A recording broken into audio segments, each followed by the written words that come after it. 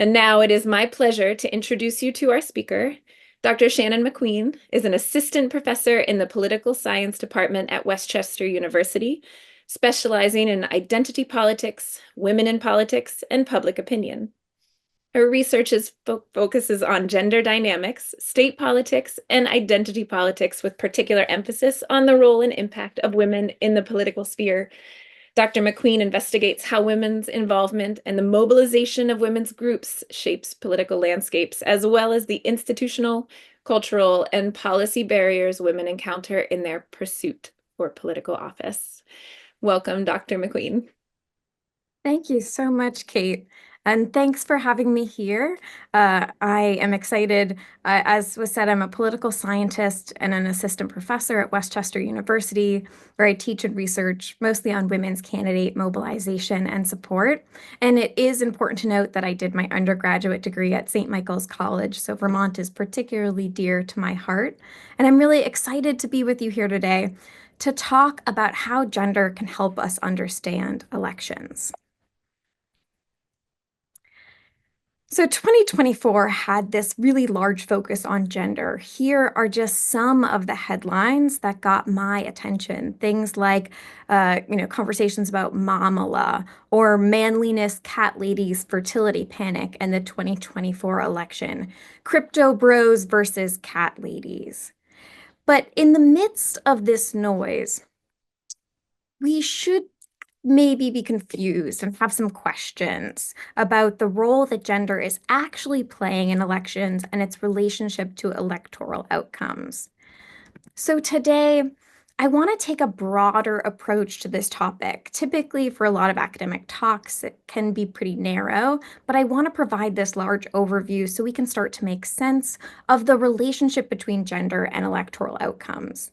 And the strength here is that you can gain a lot of context, and the downside may be that there's not one cohesive theme, but many interrelated threads for us to make some connections.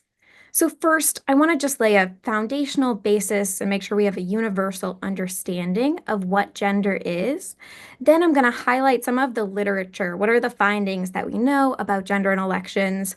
I'm going to share some of my research that highlights this key and less researched element of gender in elections called the partisan gender gap.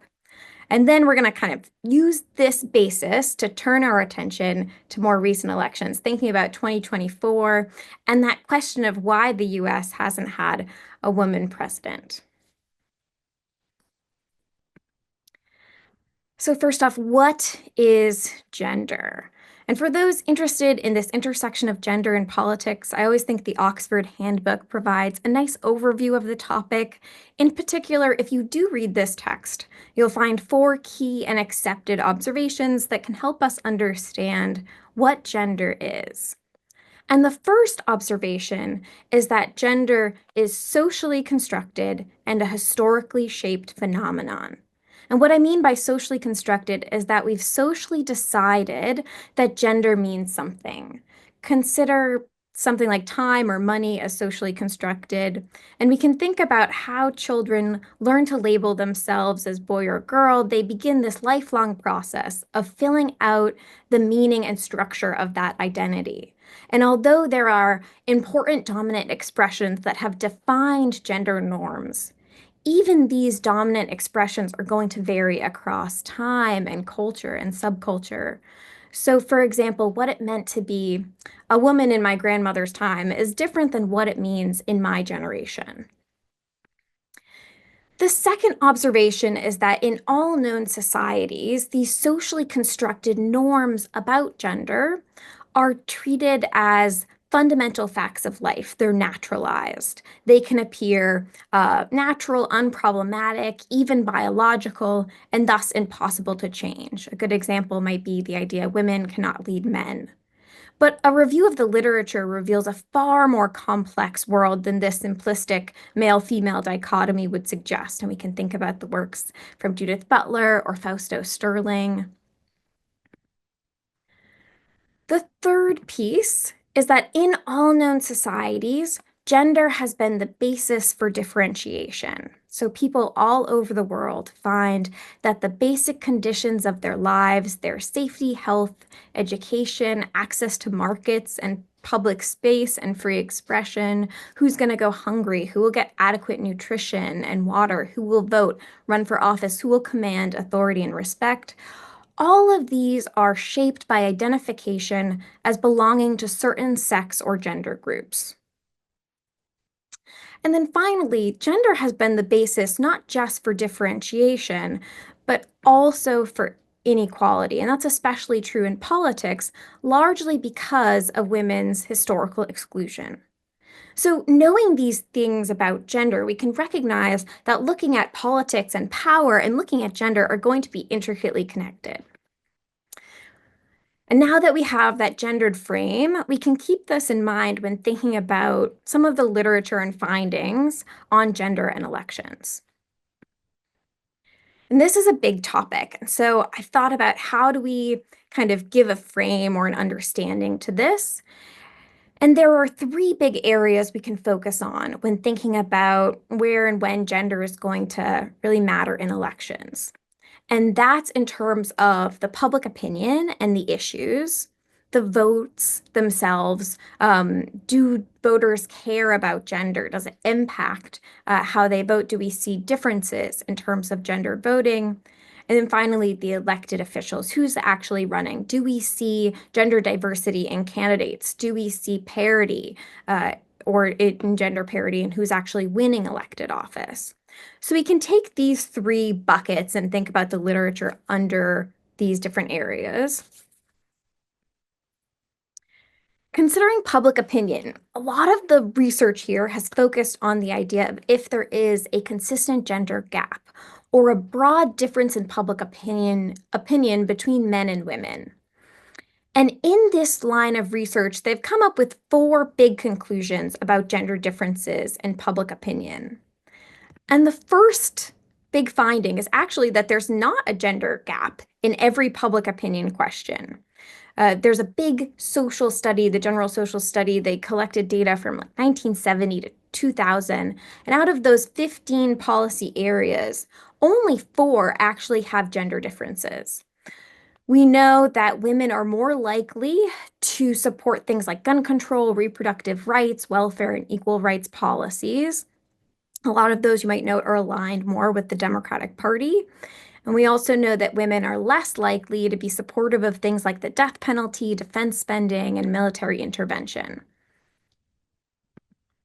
Now, that said, a lot of these gender differences that do emerge tend to be fairly modest in size. The largest gender difference in that big social survey is on gun support or gun control support, and that difference is around 20 points. The third big finding here is that the gender gaps in public opinion are still going to be influenced by the historical moment. So in the 1950s, men actually leaned more towards the Democratic Party than women did. But since the 1980s, women have leaned more towards the Democratic Party, sometimes substantially so. And then finally, the last piece here is that there are many other identities that seem to impact public opinion in addition to gender. We know the totality of one's experience is informed by so many identities, things like race, ethnicity, and partisanship tend to be far more influential in determining the support or opposition to a variety of positions. We've even found the size of gender gaps can vary based off country. For example, there's a research in the US that consistently finds that women are less militaristic than men, but this is not the case for most of the research in Israel and the Middle East. And we could spend a lot of time talking about why we see these gaps in public opinion. Could it be women's propensity towards higher levels of anxiety and risk aversion and perceived threat that thus drive a desire for stricter gun control laws and their opposition to wars?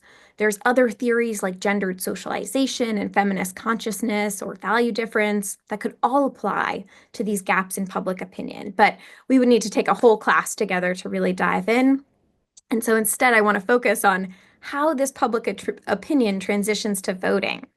because we also see some variations we would expect in terms of gender gaps in voting. Women have actually registered and voted at higher rates than men in almost every presidential election since the 1980s, with that turnout gap between women and men growing slightly larger with each successive presidential election. And it's also true that women have been more associated with the Democratic Party than Republican Party in terms of voting, which kind of parallels that public opinion that we looked at earlier.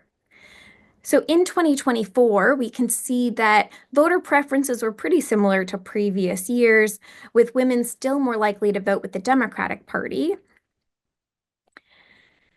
And men continue to be more likely than women to favor GOP candidates or Republican candidates. Although importantly, Republicans did improve their performance among both groups compared to earlier elections. So we have about 55% of men casting ballots with the Republican Party, while around 43% preferring Democrats.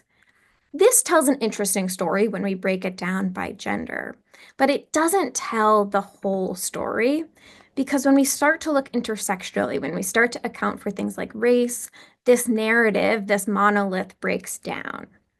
So here we're looking at the percent of women voters for Democratic candidates, and we can see that Black women make up that light pink line at the very top, seem to be this real strong foundation for voting for Democratic candidates. And Hispanic women, we can see right above that 60% line in recent elections, while white women make up the dotted line that hovered just above 40% fairly consistently. So there's other identities in intersection with gender that display a different story, and that kind of piece of this is important for us to keep in mind. Finally, we can think about the representation itself. And if we think about the candidates running for office, we can maybe ask ourselves, are we at gender parity? Do we see gender diversity in who gets elected? And unfortunately, it's really not great. We currently, women make up 28% of the US House, 24% of the Senate, and on the state legislative level, women make up 32.8% of seats. So we know women are far from achieving parity in politics. And this is not surprising. We know men are overrepresented in all levels of government. We currently rank 70th out of countries for our percent of women in state legislatures. So not great. And there are a few reasons for this. Scholars generally look at three really big, broad reasons. What's the supply of candidates coming in? What's the demand? Do voters demand women candidates? Do they want to vote for women candidates? And then what are the structural barriers that might exist? Now, overall, the literature has found something kind of surprising. When women run, they tend to win. And what that means is that when women run for office at the state and local level, and even sometimes at the national level, they win just as often as men for primaries and general elections, which means the electoral context and the party affiliation has been shown to matter more to voters than the gender of the candidate. And under this umbrella, we have what we call ambition theory, or the idea that we need to look at building the supply of women candidates. Women generally need to be asked to run, while men feel higher levels of ambition, confidence, and will run sometimes with a very small resume. Now, importantly, equal outcome does not mean equal work or equal qualifications. But this does suggest that gender is playing a role in elections that is a little bit more complex here than just the idea that voters won't elect women, and that's why there's less women in office. So we need to be thoughtful in terms of where we actually see an effect of gender in elections. But regardless of if you fall more on the supply or the demand side as a scholar, we know that this lack of representation has an effect politically. And it comes in two realms. We can think about the substantive effect or the descriptive effect. Substantively, if we think about policy outcomes, we know that women tend to be a bit more liberal than their male counterparts in office, and they think differently about their jobs. They're actually more likely to say that representing women's interest is important, and they're more likely to see themselves as delegates as opposed to trustees. They actually spend more time interacting with constituents and responding to constituent concerns. And there's research that shows they tend to secure more federal spending to their districts and are slightly more willing to cross party lines. So having more women in office can impact the policies that come out. But also, there's an effect just by a descriptive presence. Symbolic or descriptive representation, when we have that increase of women's representation in government, it's actually associated with increased trust in government and confidence in government. And having women in government is associated with women's engagement and increased interest in politics. And this is because women candidates can serve as a role model for other women to promote their political engagement. In fact, there are three scholars, Burns, Schlafly, and Verba, and they argue that if women were equally represented in government, any sort of gap in men and women's political engagement would be eliminated. So, this is a very broad overview of some of the big findings in the literature on gender and elections in regard to public opinion, votes, and the candidates and elected officials. And from this really broad framework, we're going to narrow our focus a bit, and I'm going to share some of my research looking at another element that can help us understand gender in elections, the partisan gender gap.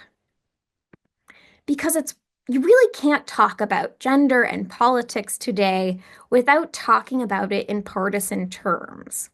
This figure is depicting the growing partisan gender gap, thinking about the women in Congress. So we can see the Democrats in the darker red line, the Republicans in the pink line, and we can see that starting in the early 90s, this gap starts to grow, where Republican women really stagnate in gaining office and Democratic women increase. And this partisan gender gap, this growing chasm in the number of Democratic versus Republican women in office, it's important to explore because of that descriptive and substantive effects. Substantively, a lack of Republican women in office can impact policy outcomes in unique ways. Conservative women legislators tend to support women's issues and gender equality more so than conservative men. And descriptively, it's a bit harder to get gender parity or equitable representation on just the Democratic side alone. But for me, when I saw this pattern, I started to think, well, why is this the case? Why do we see less Republican women running and gaining office? And I focus on one specific reason or one specific actor, which is the role of women's groups or women's organizations. These are groups with women's leadership who mobilize members to support women candidates. These groups are on the front lines of women's political development. They recruit women for run for office, they offer financial support, they provide trainings and endorsements for candidates. And you've probably heard of some of the big names before, groups like Emily's List or Emerge or Maggie's List. And we know the importance of these groups because of the fact that women tend to need to be asked to run for office. They need that a little bit of a nudge and that support. And so these groups are really good at mobilizing candidates. And there are partisan and nonpartisan groups here, but I was really interested in the role these groups played supporting women candidates. And so I developed a frame of women's groups from across the United States during the summer of 2019, and I found over 200 women's organizations that exist at the state level across the United States that provided support to candidates of all genders across all parties. A lot of folks might assume that Republican women just don't have an Emily's List. They might not have heard of it.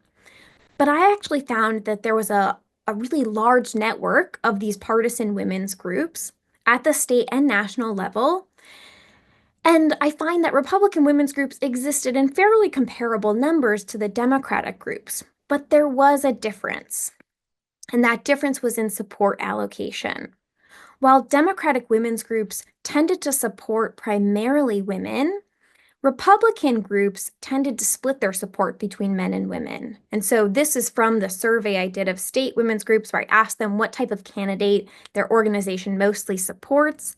And I have over 90% of the Democratic women's groups saying they support mostly women, compared to around 40% of the Republican women's groups. And this was also seen in the financial support. State Republican groups provided Republican men, on average, $3 more than their Republican women candidates. On the flip side, those Democratic state groups, they provided Democratic women candidates around $688 more than their Democratic male candidates. So, why would this be the case? Why aren't Republican women getting support from the groups that could be supporting them? I theorize that what's happening here is that Republican women's groups are experiencing organizational ambivalence, which just means that they have coexisting or opposing narratives, goals, demands, or identities. And this happens in organizations sometimes. We know that the Democratic and Republican women's groups have vastly different histories, stakeholders, party cultures, all which can contribute to the Republican groups existing in this state of ambivalence. The research on party culture actually goes back to this foundational work by Joe Friedman, who explored how the two parties responded to the demands of women in the 1970s and found that there was both structural and attitudinal differences. In the Democratic Party, they found that power tended to flow upwards from constituencies, and in the Republican Party, power tended to flow downward, emphasizing a greater degree of party loyalty, ideology, and hierarchy. And there were similar findings from other scholars who identified the Democratic Party as more pluralistic and the Republican Party as more hierarchical. In other words, the Democratic Party seemed to really embrace more of a group-centric approach, while the Republican Party was advocating for a very high degree of party loyalty and ideology. And so, because of these cultural differences, I expect Republican groups to be torn between wanting to support women and wanting to reflect a gender-neutral party culture. So, to explore this, I did a big survey of the state women's groups and ended up with around a 40% response rate. And I interviewed the national groups as well to get a kind of a double perspective. And I'm going to share some of those findings with you. This is from the survey. And I just wanted to start off by testing the waters. So I asked about how important it was for them to elect partisan candidates. And the response is exactly as we would expect. Democratic women's groups say it's very important to elect Democrats, and Republican women's groups said it was very important to elect Republicans. No new news here. That's what we expected. What I didn't quite expect was that, regardless of party affiliation, many of the women's groups found similar values concerning women's political involvement. So when I asked about how important it was to elect women, there was no statistically significant difference between the Democratic and Republican women's groups.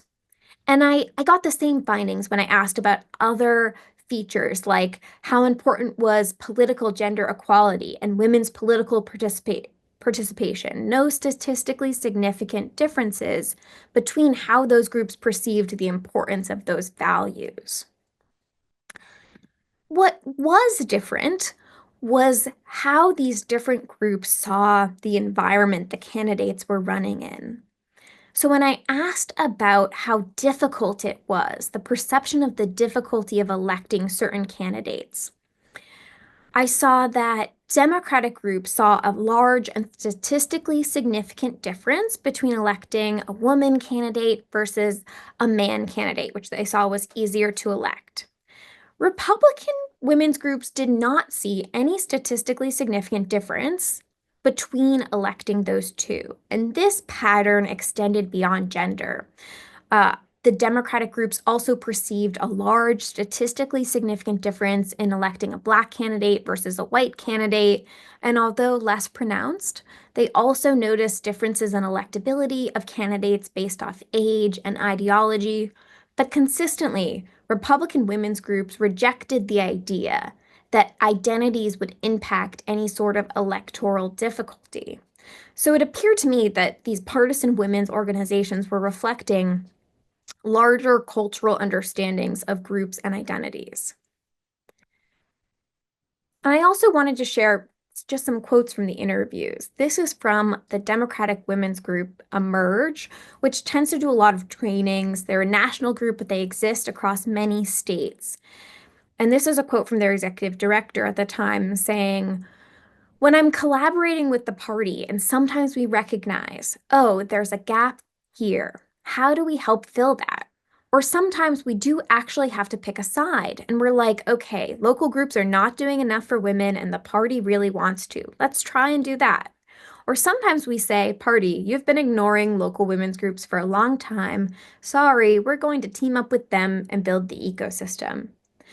What caught my attention here was that the group was willing to partner with the party and sometimes not work with the party in order to prioritize electing women candidates into office. And this stood out to me because I did not see that with a lot of my Republican groups I interviewed. There was instead more of a loyalty to the party and very little willingness to conflict. The only exception to that was the Republican Women for Progress. And I'm going to share a quote from that interview.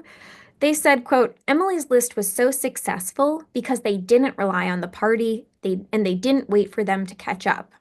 A lot of these groups are just too connected to the party. A huge problem is none of these groups will support a Republican woman if she's running against a Republican incumbent. We are not connected to the party or party money at all, so we have free rein to do whatever we want and be very aggressive towards the party and speak up. So here I thought it was interesting because they saw their ability to engage in change and to support women, they had to be separate from the party. They couldn't have a collaborative relationship. Their relationship was almost entirely conflict oriented. So overall, I found that the Democratic and Republican groups both had this value in supporting women and party loyalty.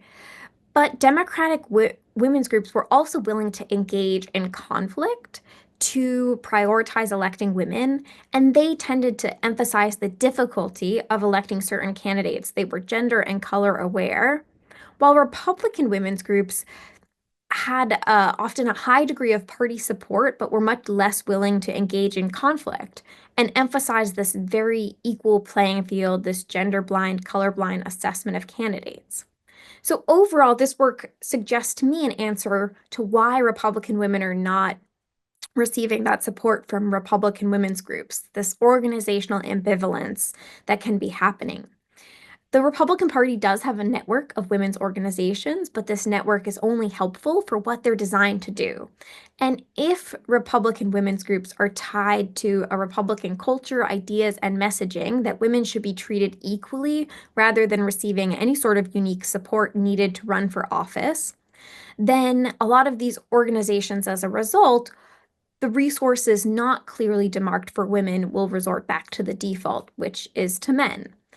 And treating women candidates equally and ignoring any sort of structural barriers they may face is not going to build a pipeline of candidates, but likely just accentuate that partisan gender gap. Okay, so we've done a broad-based approach. I've shared some information on the partisan gender gap to give us some context. And I now want to turn our attention to, this is a question my students have been asking me and that you might have yourself, on why we haven't seen a woman president in the US and in the United States.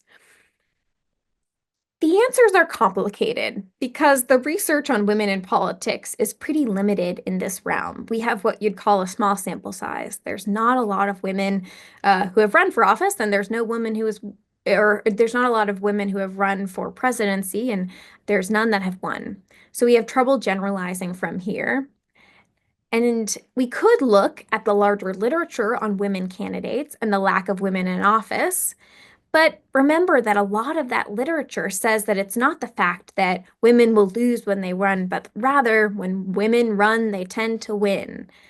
So the question would become, how do we get them to run for office? And we need to build the pipeline. But that said, the presidency is different. And I would not broadly consider that when women run, they win. If we think about the executive branch, we're dealing with a really different and unique element of politics. Instead, when we look to the presidency, I would say there's a few structural components that really stand out in our system that are going to help explain why we haven't had a woman president in the US. And the first is that we have a presidential system, and women have occupied presidencies to a far lesser degree than in, say, prime minister positions. When women do become president, it's often in a ceremonial role. A good example here is Ireland's female president from the 1990s to 1997, who served primarily a symbolic function. And we can consider how the electoral process is a real challenge in presidencies. The presidential system requires candidates to compete in both the primary and the general election. It's going to be costly, time consuming, it will demand significant resources.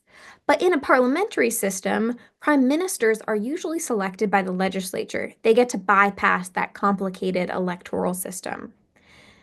Another thing we can consider with this parliamentary versus presidential system feature is the role of consensus versus conflict.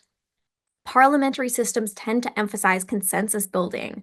This is a leadership style stereotypically associated with women, and so prime ministers can really succeed in systems that value cooperation. Presidential systems, on the other hand, tend to be conflict-oriented. You can think about in the US, we have an executive and legislature that are separate institutions. They're often in direct opposition, although partisanship can shift how we understand that.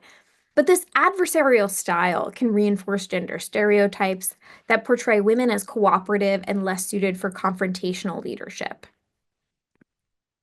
Another factor here that's more structural is the perception of executive power. The US presidency is seen as an immensely powerful role tied to national and global leadership. And we know that countries with significant international influence, particularly those that have nuclear capabilities, are less likely to see women reach executive leadership.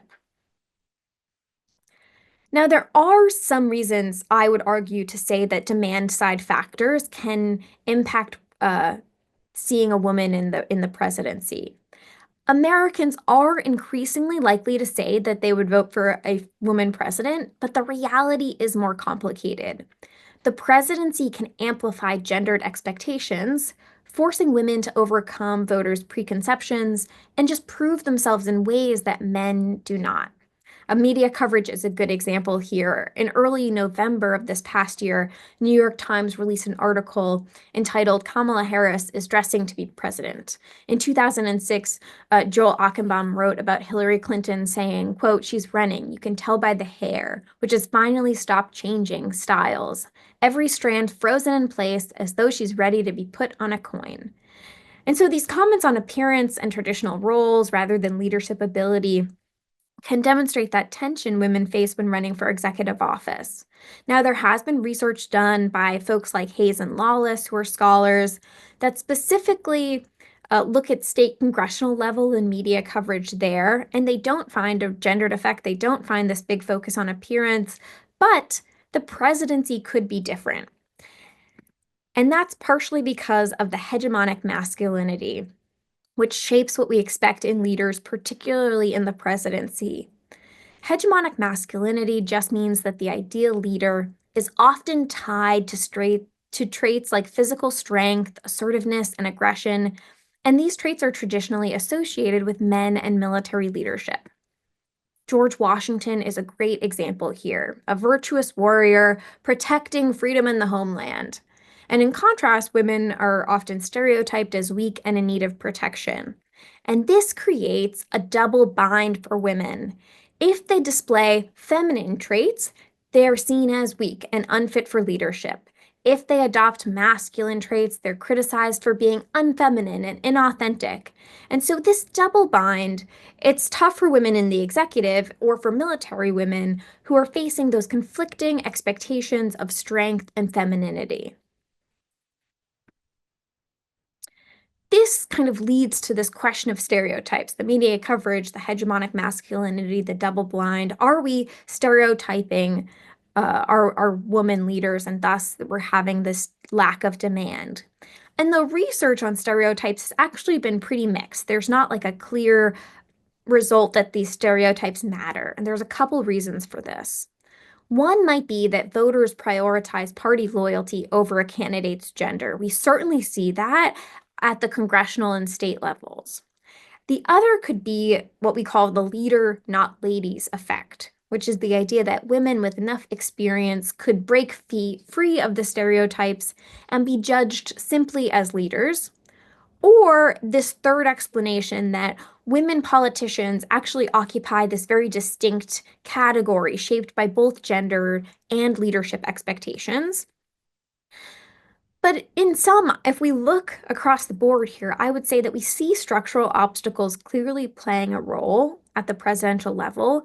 And where hegemonic masculinity and military strength dominate, demand features may come into play more forcefully. Voters still seem to prefer a leader whose behavior aligns with gender role expectations, which is a standard that men inherently meet and women must navigate. So, in the remaining time before questions, I want to share just a few observations about 2024 and how we can connect some of the themes we've talked about today. My first observation for you from this election is that masculinity matters. We saw significant gender in masculinity in the campaigning. There's a great quote from Richard Reeves, founder of the Men and Boys Institute, who says, and I'm going to quote here, the irony is that this was supposed to be an election about women and about women's rights. And of course it still is, but it's striking to me how much of the debate and so much of the performance, almost of the election so far, has been about competing views of masculinity and manhood. And we really did see both campaigns engaging in communicating messages on masculinity. Trump leaned into hypermasculinity, emphasizing bravado and toughness. At the 2024 convention, Dana White, associated with the Ultimate Fighting Championship, or UFC, introduced Trump instead of his daughter Ivanka, which kind of symbolizes this shift. Campaign events included performances like a pro wrestler ripping his shirt off, reinforcing a tough guy image. Trump used derogatory language, calling Tim Walz, quote, tampon Tim, to mock opponents and appeal to male voters, particularly young men. And Harris contrasted that hypermasculinity by promoting a more service-oriented masculinity, selecting Tim Walz, a former teacher and coach, as her running mate.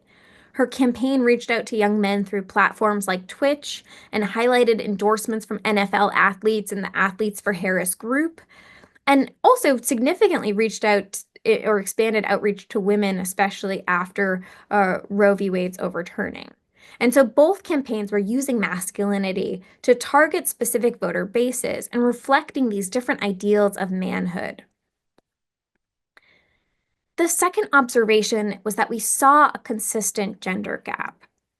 This is data from the Edison exit poll and Voter News Service exit polls, which was analyzed through the Center for American Women in Politics, but it depicts that gender gap we talked about in vote choice. And although Trump relies on gains from multiple demographic groups from 2020 to 2024, including among women and men, there was still a clear gender difference in candidate preferences in this recent election, and it was similar to what we saw in earlier elections. So women were still more likely than men to support Harris within and across every race, ethnic, age, education group. But women voters, like men, are not a monolith, which leads to the next observation that gender is part of the puzzle, but this is not the exclusive answer. We know that gender matters to voters, but it matters in complicating ways. And so when we think about intersecting identities like race, or we think about party, age, and education, these things complicate this monolith. And we consider, I'll give some different kind of variations here. We can think about how party is related to gender, not just in terms of more women associating with a particular party, but also in terms of opinion formation. This is data from a Pew poll that was conducted in September, looking at the percent of respondents that believe it's important that the US elect a woman president in their lifetime.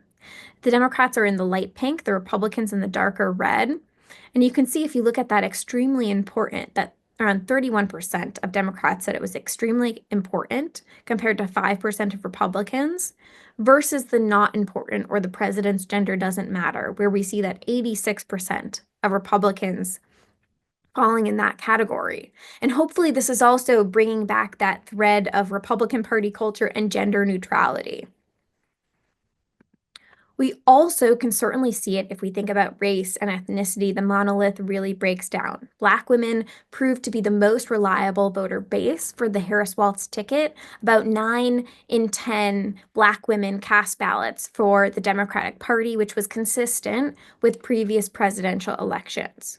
We also saw a clear majority of Latinas cast vote for the Harris-Walz ticket. Now, data on the Latina vote varies somewhat when it comes to assessing vote choice, but we do see some similar trends, which is that Latina support for Democratic presidential candidates was greater than the support of Latino men, and that the Democratic ticket lost Latina and Latino support, while the Republican ticket gained this support from 2020 to 2024.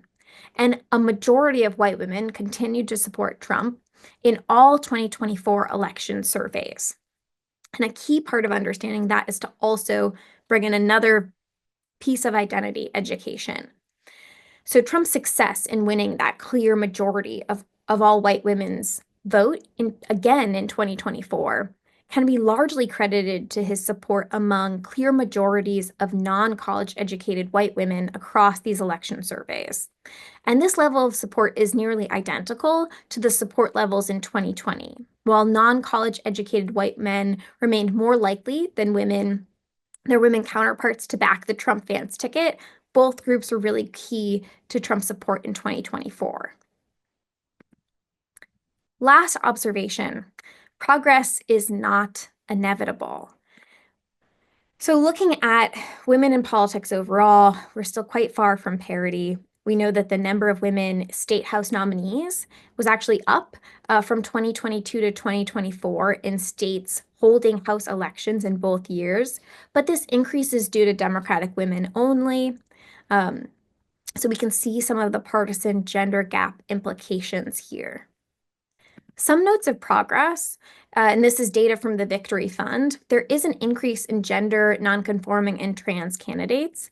And I hope this reminds us to look at things through more than just a cisgendered lens, which the majority of the gender and politics research does focus on. But I believe the future of gender politics research is expanding beyond this binary approach.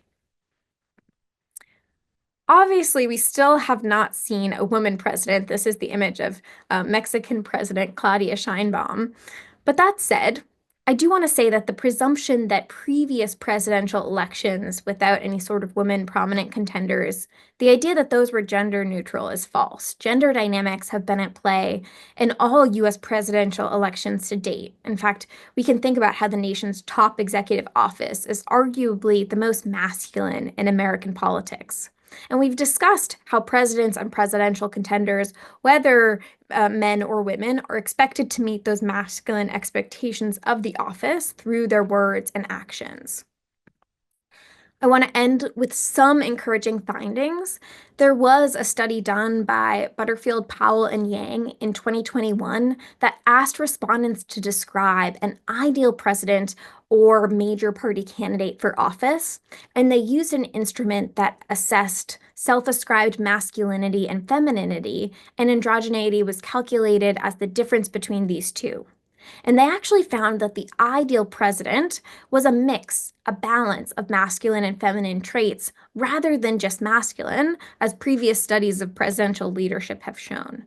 And so, this finding that we can see a president as more androgynous rather than masculine could suggest a future where we break that hegemonic masculinity of the executive office. Additionally, there's data suggesting that Harris has really risen in her public profile and likability considerably since the election. And so I wouldn't look at this election alone and say that it proves America is not ready for a woman president. I really like the analysis done by Kelly Dittmar, a scholar from the Center for American Women in Politics.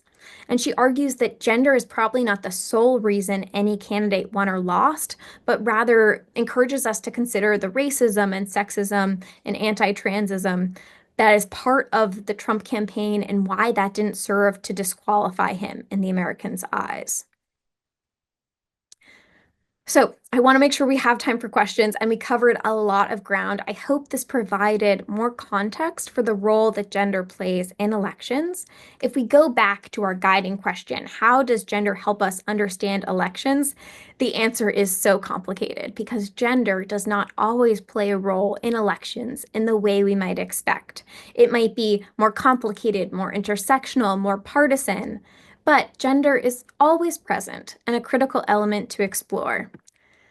So thank you very much, and I look forward to our discussion.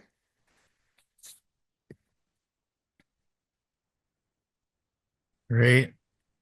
Thank you so much, Shannon. That was, like you said, a lot of ground you took us through, and I appreciate your willingness to kind of lay out the data for us in a really approachable way with such a big topic. So thank you for that. Um, I'll echo again, if you do have questions, we do have the Q&A feature enabled in the chat, so feel free to use whichever is your preference, and we'll try to get through all of the questions here.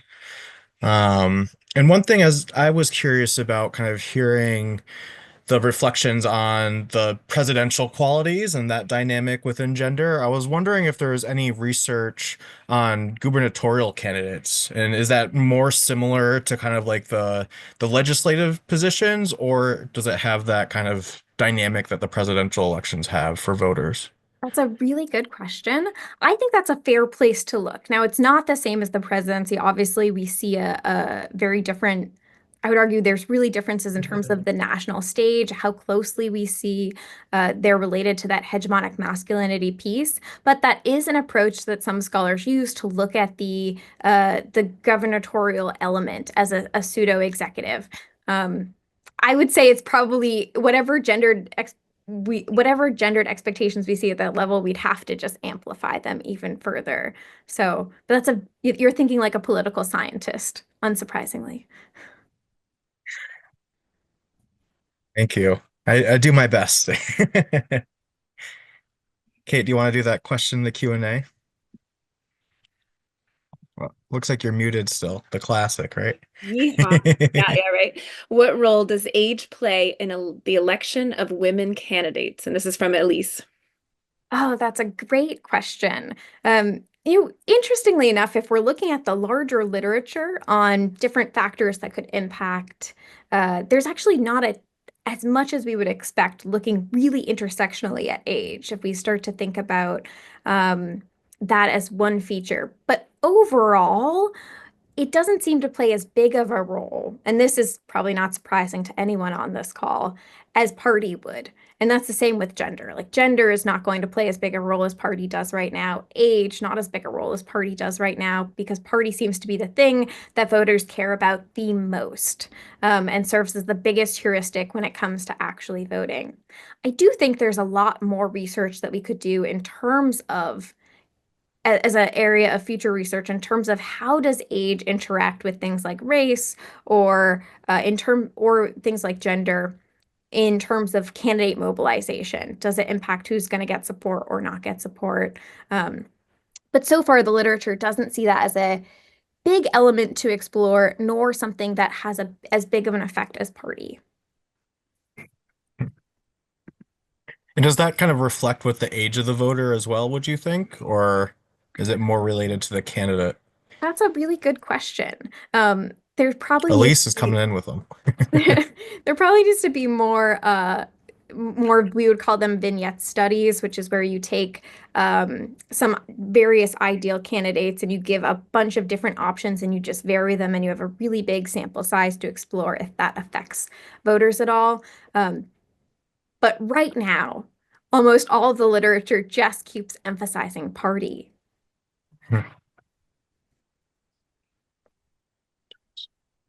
Another question from Sydney. If I understand correctly, it seems as though the denial of the influence of identity plays a role in the support of the Republican women's groups and of women candidates. What is the argument you would make to a Republican women's group to support women candidates, even if it creates conflict?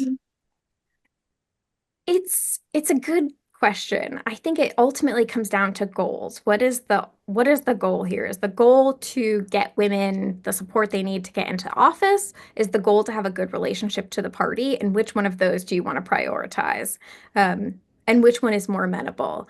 The Republican Women for Progress, I do think serve as a really interesting group, because they don't value that party as much as they value different identity pieces. And so it all comes down to which one you actually want to support. What is the goal of your organization?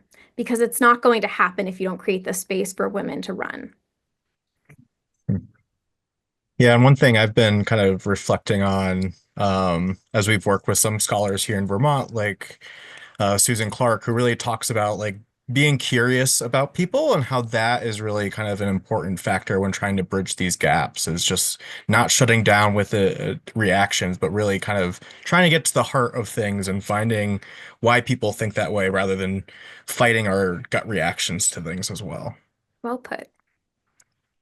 And we had a few people kind of ask as well, what's the role of geography that plays in this? Is there kind of any clear data about that? This is a really good question. I would say geography is almost always a stand-in for something else that is happening Hmm. at where you can look spatially, be it what type of electoral system you're running in. New Hampshire used to be a really good example of this being a very deprofessionalized state legislature, actually had a lot more women running in their state house because it was a deprofessionalized state legislature. So it might look like geography, but it would actually be another factor, like the structure that's in place. We can think too about like regional variations and what those regions are actually capturing, because it's not the land, it's something else, probably associated with that space, be it the culture, be it the structure of the political or government system, be it a really weird primary process that happens in some states. So, good question.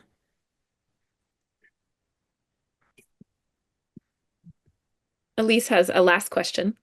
Will there be any significant shift in trends in 2028? Mm. Not the Oh, last question, but a last question for her. if I could only know, I would probably not be a political scientist and instead be a talking head on CNN. It's hard to guess. I do think um, we're at a interesting point politically now where we are seeing reforming, restructuring, cultural shifts in both of the political parties. And we're seeing, I mean, we're at such a highly polarized point, that it feels new. It feels like this is a new paradigm that we're existing in politically. And uh, so I think there will be some sort of change. It's interesting because if, as a gender scholar, as someone who looks at women elected to office, the trends feel pretty consistent. And I always say, if you want to look at what's going to happen in the future, your best case is what happened last year, and just kind of projecting from there. Whatever change happens in politics, it's usually fairly slow moving. And so it's hard to think what will happen in the next 4 years. I don't know what realm we'll be living in. But I would say our best guess is to look at the past and say, okay, that's typically been our best guess for what's going to happen in the future. Because things just don't change that fast unless we're in a period of deep transition. But it's hard to know. It's hard to know. I wish I had a crystal ball. Make a lot of different things easier, right? And I guess kind of to finalize as we're kind of wrapping up here, we did have a lot of people come in with like different versions of that geography question, but I'm going to pull it one thread farther with that is a lot of this data was focused on the US, but do we see some of these trends appearing internationally when looking at this kind of gender lens of politics? Excellent question. Um, a lot of the findings do parallel in a comparative sense if we look outside the US. So the idea is there's a US signing about women legislators bringing more money back to their districts. And it was actually replicated and having women's interest in mind in terms of substantive representation. That's been mimicked in other comparative studies. Structurally, the US is a little unique in terms of certainly the presidency versus um, other international positions just because of uh, our slightly unique structure. And so it's harder, I would say, to pull comparisons. I'm an Americanist for a reason, is because I think it's really hard to make those cross national comparisons. But the research that's the most consistent tends to be on the effect of getting women in office. That regardless of where you are globally, it has a descriptive effect. It's good for folks to see women in executive in power and in leadership positions and represented in government structures. And it has a substantive effect. It affects the policies that are produced. Very interesting. Definitely something I'll look into more. But I really just want to say thank you, Shannon, for giving your time with us tonight. Really great presentation. And thank you, Kate, and the Oral Free Library for hosting us this evening. It was quite the joy. And I know you have the busy fly fishers there, so I hope they're doing well as well. So without further ado, thank you all for joining us tonight. We hope to see you next week at our snapshot event with Anne de Villa Cardenal. And until then, thank you all for joining and have a great night.